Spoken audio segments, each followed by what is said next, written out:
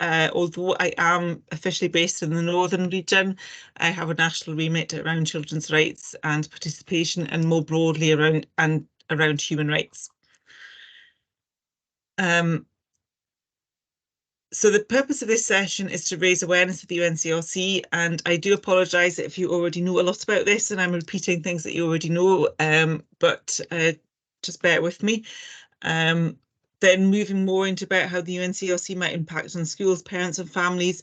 And then the last bit is for you to consider what your next steps might be within the learning settings that you work in or are involved with. And I'm not going to be giving you the answers to that. That's a reflective point for you to go away and think about that, because obviously you're all involved in different contexts. So the first point is to think about what are rights. So again, I'm sure most of you know this already, but what is the UNCRC? And it is a legally binding international agreement, but it's legally binding only in terms of international law. It is not yet legally binding in domestic law within Scotland or the UK. But it's not just about survival, and I think this is the important thing that people need to remember. It's about all of those civil, political, economic, social and cultural rights that all children are entitled to.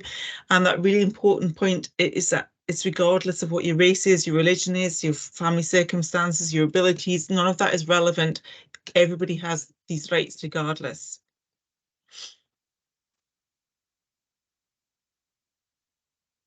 So I'll just load all of these onto the slide before I talk through them. So in terms of them being universal, as I just said in the last slide, rights are universal. They apply to all children, regardless of race, religion, abilities, or family circumstances. All children everywhere in the world are entitled to rights. They do not have to be earned. They're not dependent on responsibilities. Children just have them regardless, and we still sometimes come across stories of you have rights but you have responsibilities, but that is not the case. Rights are unconditional, and that's the same with all human rights treaties. Human rights are inalienable. It's a really difficult word to say. They cannot be given or taken away. You just have them. They're inherent, they are permanent and cannot be separated from the individual, and their human rights are indivisible. So they're very codependent. So for example, children have the right to play, but they have the right of free assembly also, and it's really important that they are able to exercise both of those rights together to be able to enjoy them. So that's why we try to think about the UNCRC in its totality and not separate it off into smaller chunks. And although it's fine to have a right of the month, a right of the week, and to focus on specific ones, it's really important that we don't lose focus on the fact that we have all of these 42 articles. And although it says it's 54, some of them are around provisions and things which tend not to be something that we focus on, particularly in schools. So in terms of how they are organised, there are 3 Ps, 3 domains. Provision, which is very much around in terms of provision, how do we make sure that we have services that are there to meet the needs of learners, children, young people? So provision are things such as education, healthcare, cultural services, access to play. Protection speaks for itself. Children and young people need to be protected from dangerous activities, from drugs, from abuse and those sort of things. So protection is quite obvious. And then participation. Children and young people need to have that opportunity to participate. So it's not just about Article 12. It's not just about making sure that children and young people's voices are heard in a very specific way, but how do we make sure that they influence decisions and are able to access that opportunity to share their views and opinions. So, oh, sorry, just jumped back a slide there. My apologies. So one of the things that I often challenge educational settings to think about is how do we think about our policies and align them to these 3 Ps. So how do we think about having 3 policies? One is provision, one is participation, and one is protection. And if we do that, we've got 3 policies in an educational setting instead of 10 maybe, and it makes things much simpler and easier to understand, and it links directly then back to children's rights. The other way in which the UNCRC is organised is in terms of the 4 general principles or underpinning rights. So every single article in the UNCRC is underpinned by one of these 4 articles. So all of them are important. We need to think about these 4 in particular. So if you're only going to remember 4, these are the 4. So that I've already mentioned the without discrimination, that the convention applies to everyone, and that means everyone in Scotland under the age of 18. And I know we've got some slight confusion in Scotland in terms of 16 and 17-year-olds, but certainly in terms of the UNCRC, it still applies to everybody under the age of 18. The best interest of the child is a really useful article to refer back to. In that, you need to think about what is the best interest. So, for example, we know that children have the right to privacy, but if accessing that right to privacy, they are potentially online and accessing inappropriate material, they're at risk of online grooming, then that's not in their best interest. So that's something where we can stop their right to privacy because that's not something that's safe for them. Survival and development, every child has the right to life, nobody would dispute that. But that second bit, the development bit, is where education absolutely comes in, to give them the opportunity to develop their full potential and make sure that whatever educational experiences they have allow them to maximise whatever they are capable to achieve. And I've already mentioned Article 12, which is about the respect for the views of the child. And it's not just about listening to them, but it's about making sure those views are taken into consideration and that they have their views taken seriously. And if we can't act upon what children and young people think should happen, that we go back and tell them why, because that's where the frustration comes in sometimes for children and young people, because they think, I've said this and you're not listening to me. And maybe we have listened, but we've just not been able to go, we haven't gone back and told them the outcome of what they think. In terms of education specifically, there are 4 main articles that are really linked into education. Article 28 is that basic right to education that respects children's dignity. And the second part of Article 28 is around that discipline in schools must respect the dignity of the child.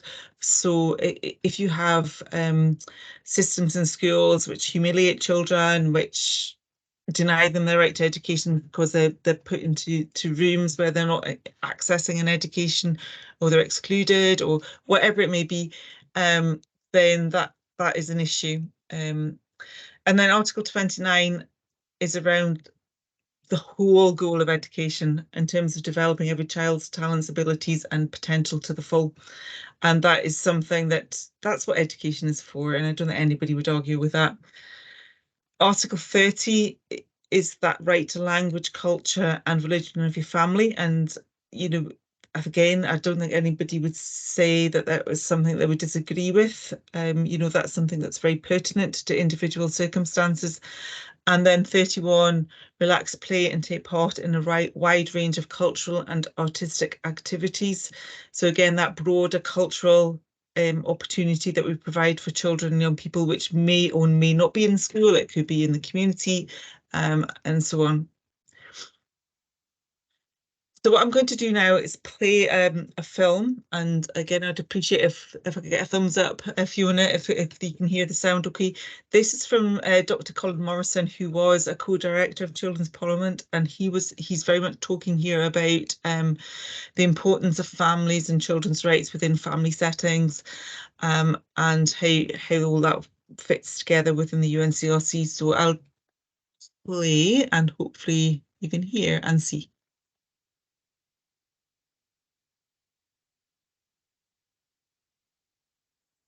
Hello and welcome to Connect's special talk on children's rights. For those of you... I'll try again.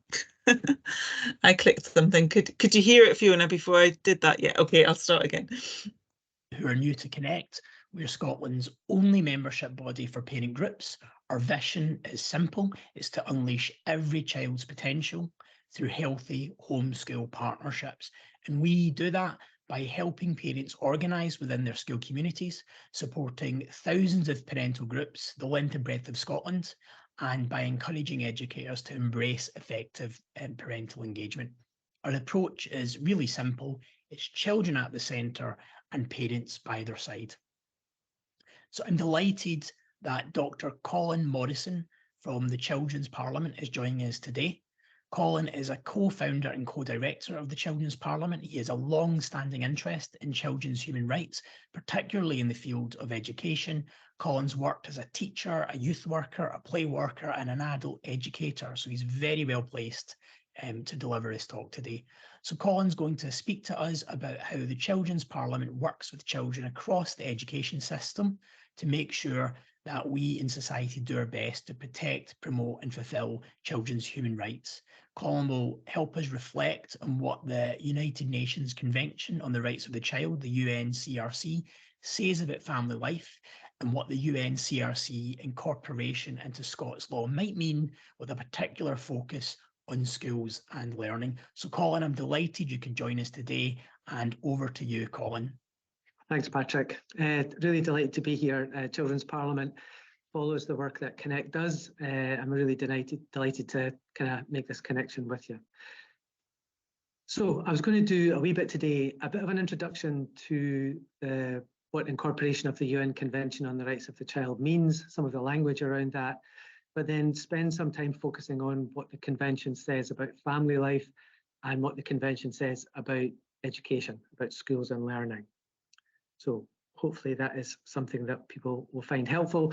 The slides are very busy. I'm not going to cover everything that's on them, but I thought it would be helpful for everybody to have this kind of information and this content so you can use it back in your own groups, within schools, share it with other parents, carers, and with colleagues in your child's own school.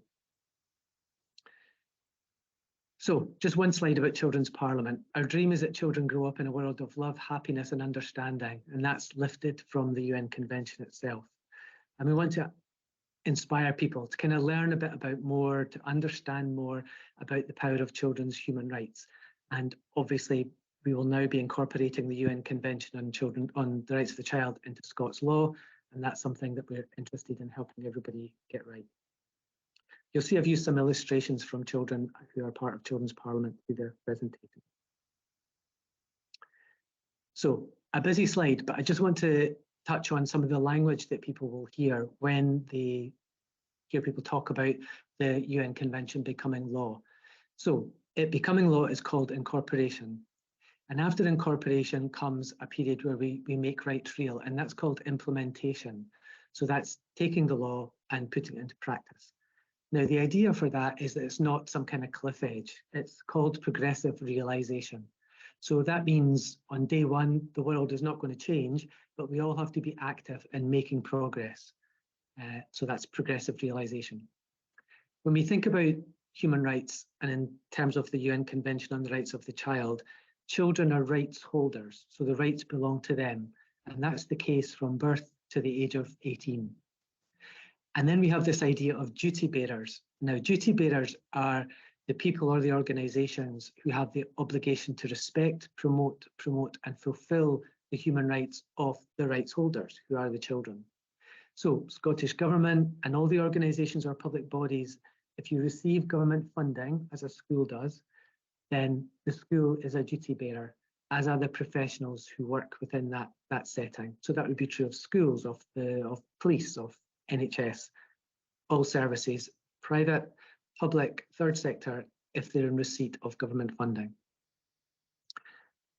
So that being the case, having the UNCRC in law, what that means is if rights are infringed, that means they're not met, then the child or family or a supporting organisation for that matter can use the law to challenge that. And the challenge would be to the organisation or the agency. So even though individual practitioners should think about themselves as duty bearers, it's not the individual teacher or police officer or whoever that would have to deal with that kind of legal challenge. It would be their employer. who would be the body that the law would be used with. And then finally, parents and carers are not duty bearers. Instead, parents and carers are recognised in the UNCRC as being the child's most important advocate and defender of their rights. And we'll touch a wee bit more on that in a minute. So I hope that kind of language is helpful. Having said that, it's not language that we would generally use when we speak with children. And I thought if I described that, it would be helpful because it may be a way for you to get into conversations with your own children about what children's human rights mean. So we work with children from early years through middle childhood up to the age of 14, but I think this language could be used with any child or young person. So we want children to understand that they have the right to be healthy, happy, and safe, and that that's true at home, in school, and in the community. Quite straightforward, I hope. Now, we want them to understand what rights-based relationships are, because rights are something that you should experience day to day. So what we want children to understand is that rights-based relationships are based in kindness, empathy, trust, and a core idea called human dignity. And this is a core idea of all human rights instruments. If you read any convention, any UN international convention, you might not see the word human dignity in the articles, which is often the kind of parts that people read. But in the beginning of all of these conventions, the term human dignity is used and described, and we want children to understand that. So one way we do it is to describe it in this way. I think it's helpful for adults as well. So every human being is important and special, and we call this human dignity. And respect for human dignity means that we should be friendly and kind to others, and it's wrong to hurt other people or make them feel bad about themselves. No matter how others treat you, they never have the right to take away your human dignity. And when you learn what human dignity means to you, you're less likely to accept when other people hurt, discriminate, or put someone down. So a big idea, but in practice, this is what we want children to understand. I'm going to share something with you. We call this the dignometer, and this kind of developed out of work with children. When we started to speak to them about the idea of human dignity, we would see some children touching their chest. I don't know if you can see me doing that.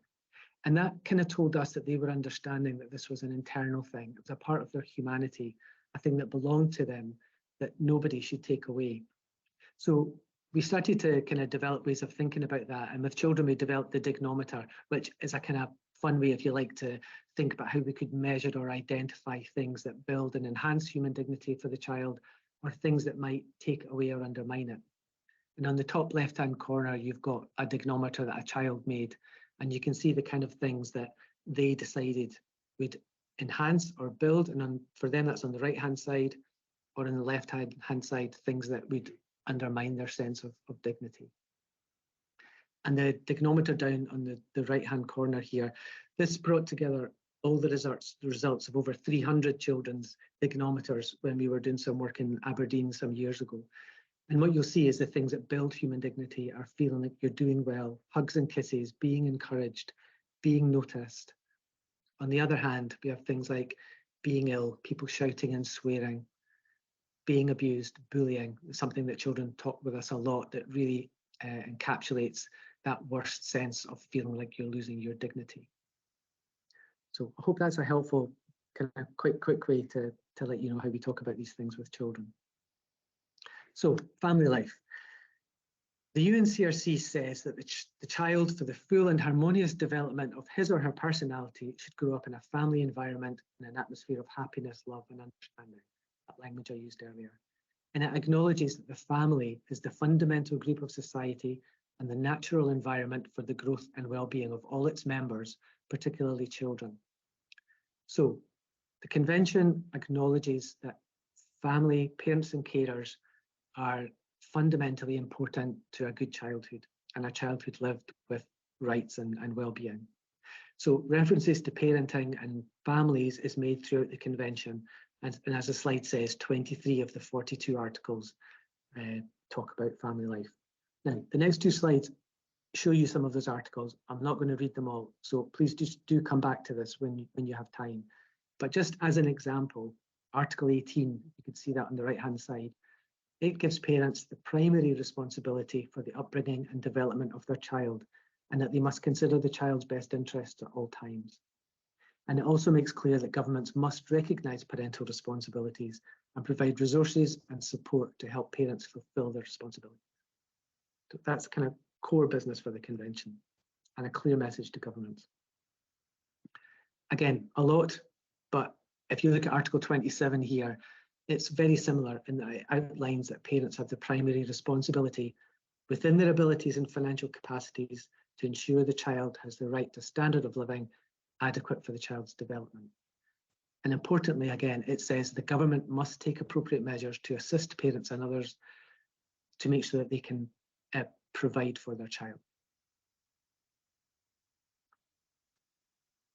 So, having established how important parents, carers and families are in the convention, and so in law when it becomes law in Scotland, the second part of what I wanted to talk to you a wee bit about was about what the UN Convention says about education. Now, Article 28 says that the child has a right to an education, and that's been in law in Scotland for some time. But it's in Article 29 that we really get to the kind of the meat on the bones, if you like, about what is the purpose of that education. So I'm going to share a few slides here. There are 5 parts to Article 29. And as I share them, what I want you to do is, just as you're listening, this is not very scientific, it's just very subjective. As you're listening to these parts, think about your own child or think about children you know, children you work with, children in the education system in Scotland. How do you think we're doing when it comes to this bold statement about what the purposes of education should be? And when you're doing that, please do remember that these are basic entitlements. None of the rights in the UN Convention are aspirational. They are absolutely the floor, not the ceiling. So this is the way things should be. They are basic entitlements. So I'll run through Article 29 in its bits and have a wee think as you're listening about how we're doing in Scotland. So how are we doing? Is education in Scotland, is it directed to the development of the child's personality, talents, mental and physical abilities to their fullest potential? How are we doing at 5? In Scottish education, are we directing this to the development of respect for human rights and fundamental freedoms and for the principles enshrined in the Charter of the United Nations? So that's things like peace and justice, kind of broad UN principles. So are children experiencing an education that develops respect for human rights and freedoms? Slightly longer one, but of interest to both parents and the education system. Is our education system developing respect for the child, helping the child develop respect for the child's parents, his or her own cultural identity, language and values, and for the national values of the country where the child lives or where they originate from? And D, so this is 4 of 5, is our education system directed to the preparation of the child for a responsible life and a free society in the spirit of understanding, peace, tolerance, equality of sexes, and friendship amongst all peoples? How are we doing? And then finally, is our education system, is your child's experience of school concerned with the development of respect for the natural environment? So that is what the convention says our education system should be doing, should be achieving for our children. And there's a link at the bottom here. If that sounds quite complex, it's unpacked really well and a really good read in terms of something called General Comment Number 1, the aims of education. So what the UN Committee on the Rights of the Child does is that they occasionally put out general comments that helps explain and unpack some of the articles. So if you have time, I would encourage you to read that. It's a few pages long, very straightforward read and really clear, really helps you understand the purposes of education. So if you're part of Connect, then you'll know that we've been going through this process of education reform in Scotland at the moment.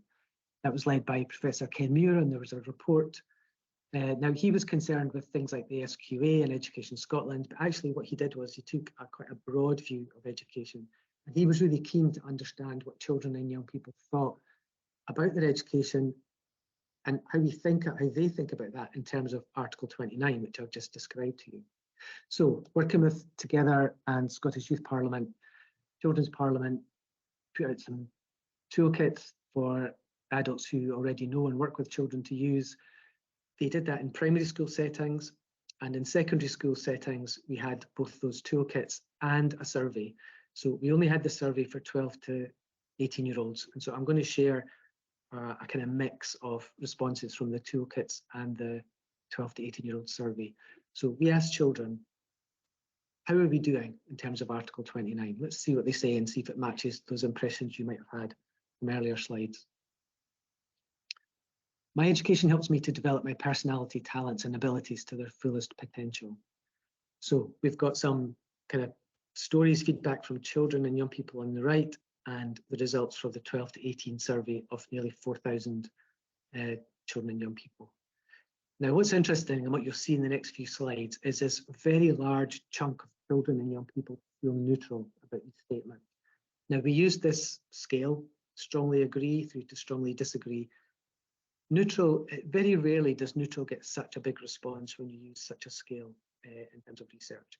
So it's interesting for us that in many of these slides, we're looking at just around 50% or so of children and young people that agree that these different parts of Article 29 are being delivered in terms of their basic entitlements. And a large chunk feel fairly neutral on it. And there's an explanation on the right-hand side from one secondary school learner about why they have that sense of feeling neutral. It's really just about the curriculum and exams, not much else for them to do. Let's look at another one. Again, this is a lot, and please just do come back and have a look at these slides, which are available on the Connect website also. My education helps me develop respect for human rights and freedoms. A slightly larger number of children and young people aged 12 to 18 agreeing. The comment, this child thinks their school is a kind school. Another, they probably taught us, I just can't remember. And an interesting quote from a secondary school pupil about the experience of these things. So you might learn about this, but do you experience it? And that's something we're really keen to think about at Children's Parliament. This is not just about rights education, learning about rights. This is about the experience of rights. So this young person tells us, we're told we have to stay outside during the cold, we're kicked out of toilets during breaks. Sometimes teachers don't let people with a toilet pass go to the toilet. I would argue you couldn't get a more basic infringement of a child's dignity and rights. My education helps me to develop respect for my parents, carers, my cultural identity and language. Connected with your interest as parents and carers, I'm sure. And this young person in secondary school doesn't feel that their cultural identity is acknowledged adequately in their experience of school. Again, a large number of neutral responses. Respect for other countries and people, much stronger agreement with that. But in terms of our colleagues, the young people at SYP, their learner panel, they felt that there were opportunities to learn, but not in enough depth. And I think that's a common kind of part of the feedback that we got. So almost there, but not quite. For these young people, they want to learn more about life skills, how to be a good person. I really like that quote from that primary school learner. I'm going to go quite quickly through these, so please do come back to them. Respect for the natural environment. You may have been engaged yourself around some of the kind of amazing work that was around COP26 in Glasgow last year. That was a really good kind of moment for schools to do quite a lot of work around the natural environment, and I think that's reflected in some of the responses. So again, we're almost there, but not as far as we need to be. This was an interesting one in that when we asked children and young people about national values of Scotland, a large response was around, I don't know what they are. Now, that's interesting in itself. So it's perhaps a conversation that we need to have. Yeah, an interesting one. Now, this last two slides in terms of the survey are not based on Article 29, but I just wanted to share them because they are important indicators of where we're at in terms of children and young people's experience. So a really simple statement, my education meets my needs as a learner. We're only looking at 50% of children and young people aged 12 to 18 in our quite large survey who feel that that is the case. That's concerning for me. And on the statement, I'm having the best possible educational experience. Now, this is something surely that we should want for all our children and young people. But again, a disappointing response, and the largest response in terms of children and young people who either disagree or strongly disagree. So we're looking at over a third of respondents who disagree to some extent with that statement.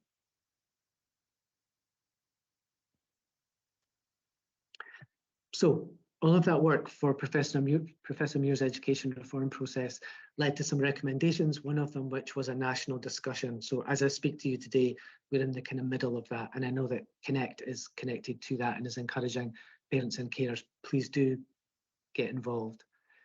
So that is open until December 5th this year and being conducted by Professor Carol Campbell and Professor Alma Harris. So we would absolutely support Connect in its work to get you involved in that. That's a lot, and it might seem a bit overwhelming, but whenever we meet with adults, especially when we meet with parents and carers, we want them to really understand that even if the kind of language of rights, even if rights being in law seems all a bit distant or even a bit complex, we really need to just go back to basics with children and young people. What is it they need? And what they need from us as adults. They do need us to understand their human rights, and they need us to help them learn about them and live them. But what we can do is we can invest in the two most important things, which in terms of Children's Parliament's perspective is play and love. Play with our children, play with our young people, play as adults, and love our children. If children know they are loved, if they feel that love, if that love is articulated to them, it is an amazing kind of bedrock for an understanding of rights, that feeling of human dignity, and will set them up. There's an interesting article on the left there, improved mental health for children who play well with peers by age 3. Well, we do kind of know that already, even though research might tell us it's the case.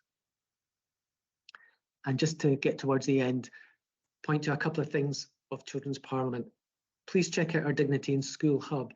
We're working with primary schools to try and create them, to try and support them to be hubs, repositories for human rights practice. We know they can be, we know many want to be, so we're trying to kind of develop a way of supporting that, and your school could check that out.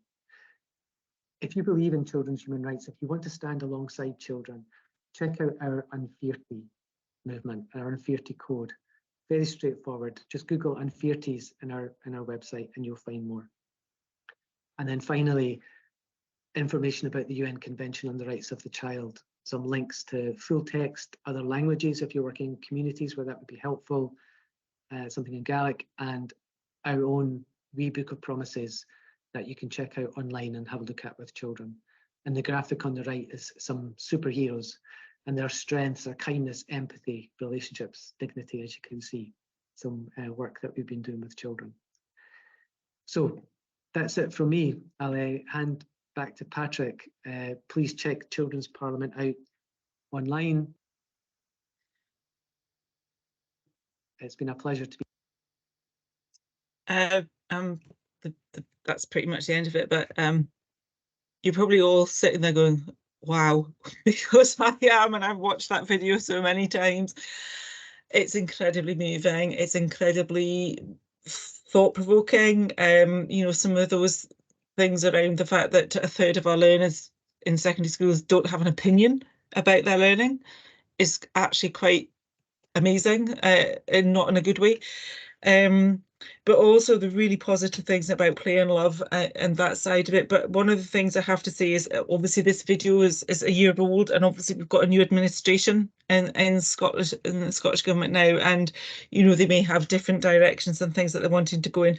However, incorporation of the UNCRC is very much still there and is expected to be in statute by summer of 2024. I'm trying to think what year we're in. Yeah, next year. So we are still expecting to have that incorporation happening. So I'm just going to, in the next few slides, and I won't be long, you'll be pleased to know, just to reiterate some of the points from Colin, and we can have questions at the end or reflections, obviously, because you might need to think about and process some of that information. Some of the key articles about Article 5, that respect for the rights and responsibilities of parents to direct and guide their children, so that they can enjoy their rights properly. So it's not about taking rights away from parents, it's about supporting parents. Article 7, right to be cared for by parents, obviously, unless there's some reason why that wouldn't happen, but that is definitely a core principle. That child's rights to a name, right for children and parents to live together in the same country, which is particularly important when you have children from refugee families, and that, you know, right to practice and share your religious beliefs and so on. So those are some of the ones that Colin touched on. And then Colin, again, he referenced the preamble of the UNCRC and also other human rights treaties, and there's just a couple of extracts here about recognising that children and young people should grow up in that family environment. Now, obviously, it might not necessarily be their own family, but most of the time it would be in that atmosphere of happiness, love, and understanding. And although there is not a right to love, because you can't force emotions, it is expected that everything will be done to allow that child or young person to be in that environment. And again, Colin mentioned dignity. This comes through all the time within all human rights treaties. So how do we make sure that we can have a culture in our learning settings which uphold the dignity of all the individuals within that setting and ensure we uphold those inalienable rights?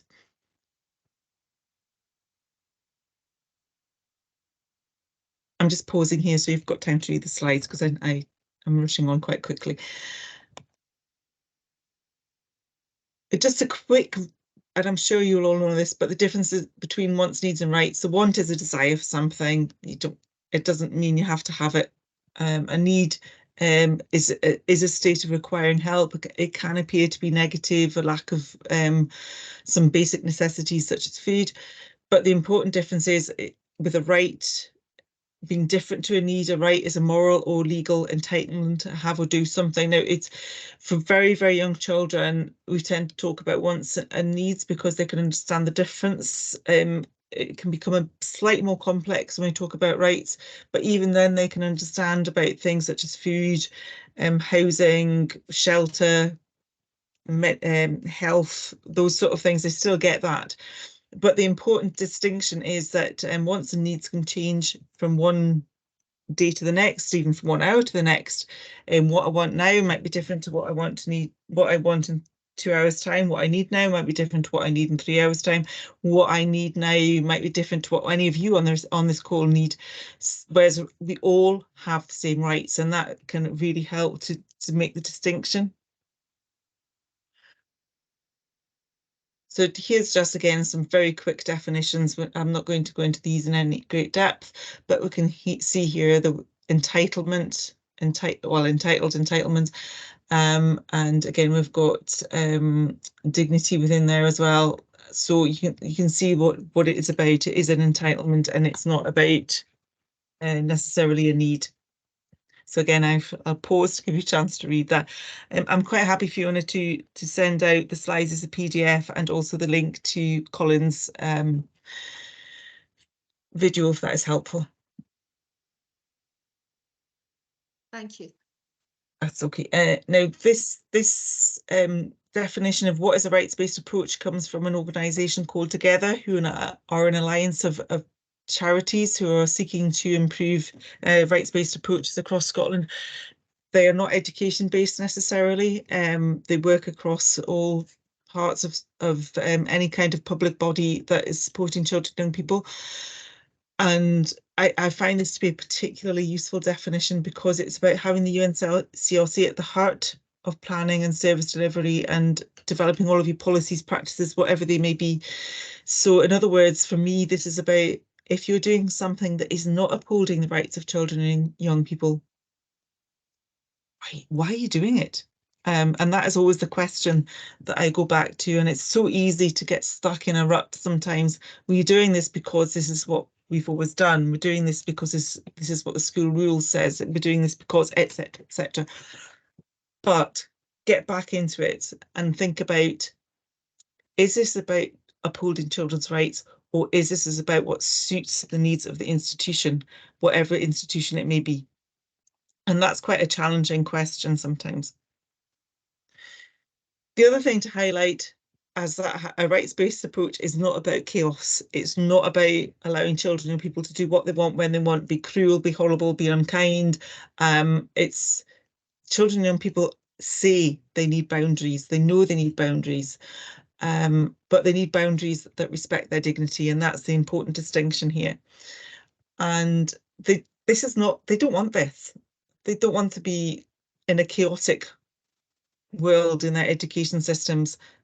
They want to have the boundaries that are necessary for them to be able to learn and progress, but they don't want to have, as I've said, that infringement on their dignity at the same time. There's lots of research about the benefits of rights-based approaches, and this hasn't come from my head. This has come from mostly the University of Stirling and Queen's University in Belfast. But these are the benefits of rights-based approaches, and you know, if you do need to have a selling point, then these are some of them that can be helpful. But ultimately, you do have an improvement in attainment, you do have improved relationships, you do have an environment where people want to be in, and they want to learn, and they want to feel valued, and they want to contribute. In terms of the policy guidance and self-evaluation, there's already a huge amount of that in the Scottish education system, not just within schools, but realising the ambition is an early years document, which puts children's rights right at the centre. We've got Getting It Right for Every Child here, which again is based in the UNCRC. Putting the learners at the centre, which Colin Morrison talked about very well in his own video about how they consulted with children and young people and about their views and opinions. The GTC standards I'll come on to in a minute in a bit more detail. And the promise, which is about how we support care experienced children and young people. The support for learning, all our children, all their potential, is about how do we support our children and young people with additional support needs. And both this and the promise talk about listening, meaningfully listening to children and young people, taking their rights into consideration, and also involving the views of their families.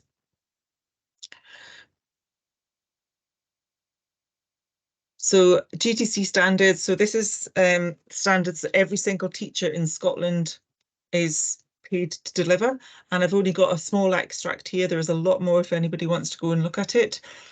So we obviously see here about recognising children's rights. We've got another reference here about the UNCRC, and we've also got references here about sustainable development and global citizenship, and that racial and cultural and religious diversity, which is very much mentioned in General Comment 1, again, which Colin talked about. So we can see this is what teachers are paid to do, and the vast majority of them do so very well. GIRFEC, Getting It Right for Every Child. Again, as I said, GIRFEC comes from the UNCRC. It's not the other way around.